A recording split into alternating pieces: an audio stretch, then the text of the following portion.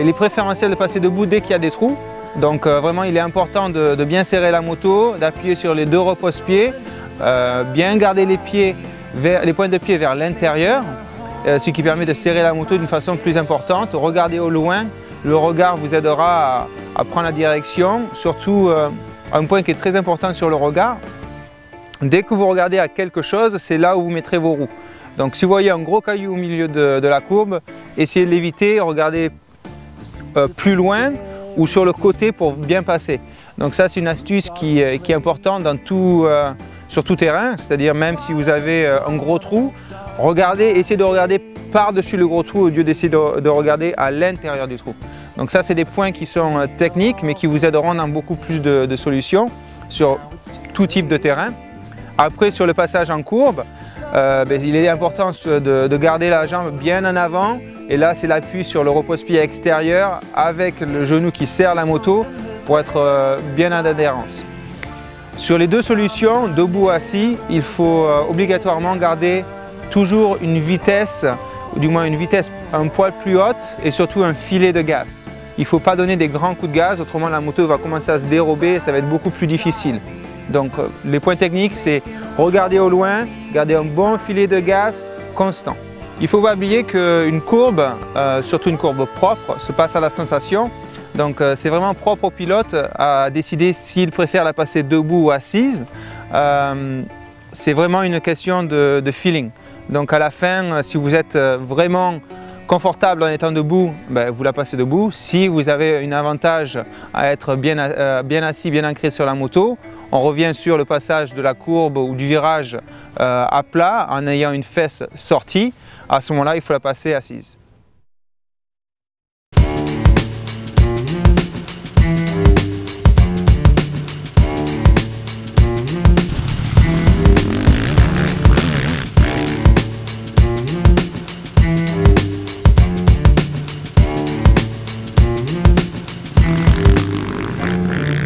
On va voir le virage en ornière, donc on va partir sur le même principe qu'on a fait auparavant, c'est-à-dire avec les plots. On va partir avec des plots de couleur. Le plot rouge qui est juste avant sera le freinage. Les trois points qu'on a vus précédemment dans le freinage qui sont couper la poignée de gaz, c'est-à-dire lâcher l'accélération. Deuxièmement, la position. On rappelle c'était les genoux derrière ou au niveau des repose-pieds, fesses décollé de la selle et après c'était le freinage, frein arrière, frein avant. Donc cette partie-là est toujours aussi importante et fait toujours partie du freinage qui est illustré aujourd'hui par le plot rouge. Après on arrive au plot jaune. Le plot jaune c'est la partie décisive du virage, c'est-à-dire c'est le moment où on doit lâcher les freins, être capable de venir s'asseoir sur le devant de la moto. Donc quand vous asseyez, vous devez cacher tout ce qui est la partie de la selle, s'asseoir sur le début de la selle et bien cacher la selle avec votre pantalon. Une fois qu'on est assis, le point le plus important qui varie du virage à plat et du virage en ornière, c'est l'inclinaison du corps. C'est-à-dire sur le virage à plat, j'avais demandé que la moto soit inclinée et que le corps soit plus droit, donc assis sur le côté de la selle. Là, dès qu'on a une ornière, c'est important de faire un avec la moto. C'est-à-dire quand on vire, il faut être dans le même axe et aligné avec la moto avec une inclinaison très importante. C'est comme ça que vous pouvez utiliser l'appui. En fait, l'appui sert comme si c'était un mur et vous venez et vous essayez de vous appuyer les roues contre le mur. C'est la façon la plus simple de pouvoir bien y rester dedans. Et également, votre regard doit se porter sur le fond de l'ornière. Pas juste devant la roue, mais un poil plus loin. Et c'est très important de regarder le fond de l'ornière. Dès que vous regardez le fond de l'ornière, c'est là où la roue avant va tourner. Si on regarde le dessus de l'ornière, c'est là où la roue avant va avoir la tendance de sortir. Okay? Donc à partir du moment où vous êtes assis, jambes tendues, vous rentrez et jusque du plot blanc au plot jaune, c'est-à-dire cet espace qu'il y a entre les deux, c'est très important de ne rien faire. C'est le moment où la moto essaie de tourner et si vous actionnez par exemple un coup de gaz, si vous utilisez le frein arrière, ce qui va se passer c'est que soit la moto va se redresser, soit vous allez perdre votre équilibre et tomber vers l'intérieur. Donc il est important, à partir du moment où vous êtes assis au plot jaune, jusqu'au plot blanc, c'est de laisser couler la moto et de la laisser tourner par elle-même. Dès qu'on arrive au plot blanc, c'est la période où vous commencez à réaccélérer. Vous réaccélérez de façon progressive jusqu'au plot bleu. Et au plot bleu, c'est là où vous pouvez mettre vraiment plein gaz, commencez à ramener le pied sur le repose-pied pour avoir une accélération à fond.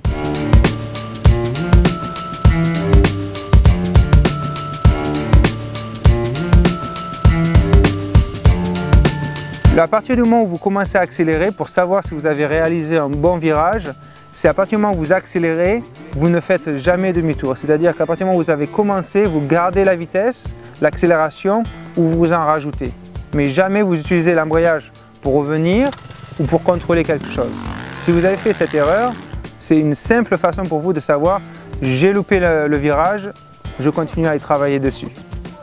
De plus, l'utilisation de l'embrayage, on a discuté sur la partie freinage où on ne l'utilise pas, mais dans une courbe, c'est la même chose. Vous n'avez pas besoin d'utiliser l'embrayage, vous avez besoin d'utiliser le frein moteur. Donc on revient sur un passage sans embrayage, on peut avoir le doigt dessus en sécurité, mais pas l'actionner. Comparément à un 4 temps à un 2 temps, dès que vous avez un 4 temps, vous devez garder le filet, utiliser le couple de la moto pour en sortir. Par contre, avec un 2 temps, dès que vous arrivez au plot blanc, c'est important de faire cirer l'embrayage pour prendre la puissance et commencer à sortir avec la vitesse. Maintenant, sur la sortie de la courbe, dès que vous avez ramené le pied, c'est important de garder une accélération et surtout votre positionnement du haut du corps. Dès que vous ramenez votre pied, dès que vous commencez à accélérer, il faut ramener la tête vers l'avant. La connexion entre la tête et la poignée de gaz est très importante. À partir du moment où vous commencez à accélérer, la tête doit commencer à avancer sur l'avant et ça vous permet d'avoir un contrôle entier de la zone d'accélération et de votre moto.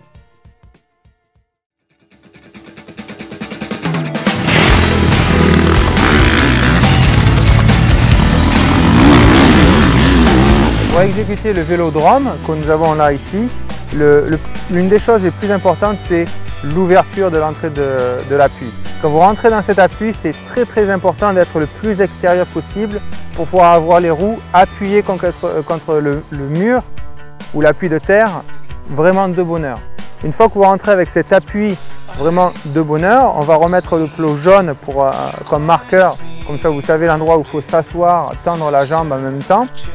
Mais quand vous arrivez avec beaucoup plus de vitesse, l'avantage de ce vélodrome, c'est qu'on peut attendre beaucoup plus longtemps. C'est-à-dire le temps d'exécution est beaucoup plus lent et beaucoup plus long. L'accélération se fera bien plus tard au milieu du vélodrome. Souvent ce qu'on peut regarder, c'est que la vitesse d'entrée est bien plus rapide. On s'assoit, on attend un long moment jusqu'à peu près milieu de l'appui pour reprendre les gaz. Donc on va revenir au plot blanc avec vitesse constante, avec un léger filet de gaz constant, et dès qu'on ressort, c'est là où on ramène le pied sur le repose-pied, plot bleu, on charge la moto et on a une belle accélération beaucoup plus importante.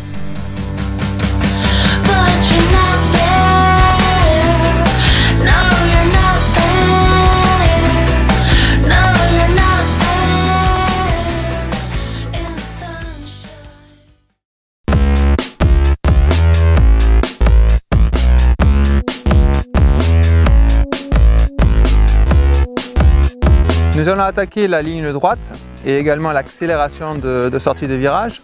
Donc il y a 3 points qui sont vraiment importants pour avoir une bonne vitesse dans la ligne droite. Dès la sortie du virage, il est important de se lever, donc appuyer sur les 2 repose-pieds, mais quand on se lève, on part sur l'avant de la moto. C'est-à-dire la tête doit basculer du centre avec une action vers l'avant de la moto. Pour quelle raison? C'est chaque fois qu'on se lève, en allant dans le sens de la moto, on arrivera à la contrôler. Si on se lève juste tout droit, ce qui se passe, les épaules partent en arrière et là on met le poids sur l'arrière, on peut perdre contrôle de la moto. Donc ça c'est un des points très importants dès l'accélération, dès la sortie du virage. De suite après, le fait de serrer la moto avec les jambes. C'est super important. La meilleure façon, c'est garder les pointes de pied vers l'intérieur de la moto. À ce moment-là, dès qu'on fléchit, les jambes serrent automatiquement la moto. Donc vous avez un contrôle maximum de vos appuis et vous pouvez contrôler la moto. S'il y a un petit truc qui part de travers, de suite vous pouvez la récupérer. Le point qui suit, qui est le 3e, c'est où vous regardez. Il est super important de regarder loin devant. Pourquoi? Quand vous regardez de loin devant, vous changez l'assiette de la moto. En fait, votre corps change et devient un peu plus en arrière, ce qui fait que quand vous passez dans les trous, la roue avant a une facilité de passer juste au-dessus. Donc le regard est très important. Sortie de virage, debout sur l'avant, après serrer avec les jambes, regardez bien au loin pour passer à travers les trous. Donc ça sont les 3 points principaux. Debout, on serre les jambes, on regarde devant.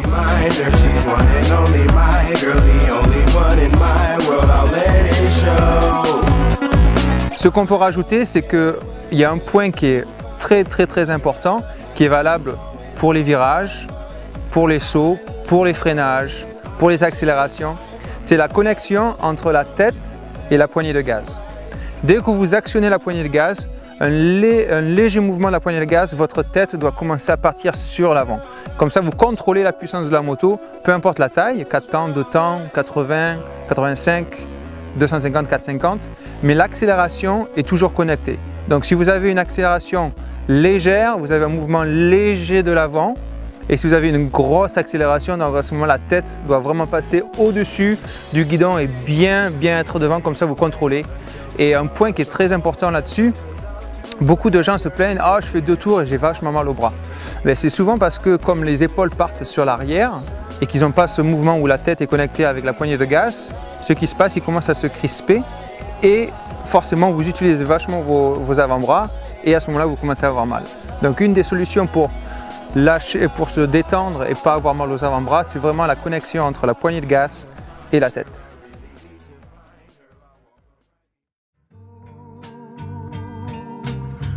Maintenant on va attaquer les sauts. Donc on va commencer par un saut avec réception. Donc la première des choses, on va attaquer ce saut, il faut choisir sa trace. Donc là on a une belle trace entre les 2 cônes orange qui est bien progressive. Donc il y a plusieurs points qui sont très importants sur les sauts. Déjà naturellement, la moto sauterait parfaitement si elle était toute seule, c'est-à-dire sans le pilote dessus. Et ce qui se passe, c'est souvent par peur qu'un pilote soit va vers l'arrière, et à ce moment-là change complètement la balance de la moto, et là on a une moto qui part avec le nez en haut ou le nez en bas. Donc ça c'est une des premières des choses, c'est purement la peur du pilote. Et après, ce qu'il faut bien se baser donc, sur cette position, c'est la position neutre qu'on a vue au départ. La position neutre, c'est-à-dire flexion des genoux, épaules, genoux et pointe de pied alignés avec la tête bien en avant. Ça, ce sont les points principaux que vous voulez avoir quand vous sautez. De plus, ce qui est très important, c'est d'arriver d'avoir une vitesse constante. À partir du moment où vous gagnez de la vitesse, vous essayez de prendre la vitesse avant le saut pour que quand vous arrivez sur l'appel, vous n'avez plus qu'à gérer la vitesse. Donc une vitesse constante pour pouvoir contrôler la moto et la balance à l'appel du saut. De plus, les jambes doivent toujours être légères avec une légère flexion. C'est-à-dire on ne peut pas arriver et avoir les jambes tendues comme un piqué. C'est très important d'avoir une légère flexion des jambes et qu'il soit, quand on arrive à l'appel, possible d'avoir une flexion très légère pour continuer à épouser la moto. Donc ce qui va se passer, c'est quand on arrive, vitesse constante, léger sur les jambes, on prend l'appel et quand on arrive au niveau de l'appel, où on regarde est très important. Le regard doit se poser comme si on voulait passer à travers le saut. Si on suit l'appel des yeux et qu'on regarde vers le ciel, ce qui se passe, c'est que les épaules partent en arrière, tout le poids de la moto va sur l'arrière et là on perd contrôle de nouveau de l'avant. Donc ce qui est très important, c'est quand on arrive à l'appel, bien essayer de regarder à travers. Essayer d'avoir les épaules qui restent parallèles avec le sol. C'est-à-dire la moto commence à monter et nous on regarde toujours à travers le saut pour essayer de passer à travers, garder une balance. Donc si vous avez le bonhomme qui est là droit devant, ce qui se passe quand la moto monte, le bonhomme ne bouge pas. Plus l'appel est raide, plus le bonhomme doit être droit vers l'avant de la moto.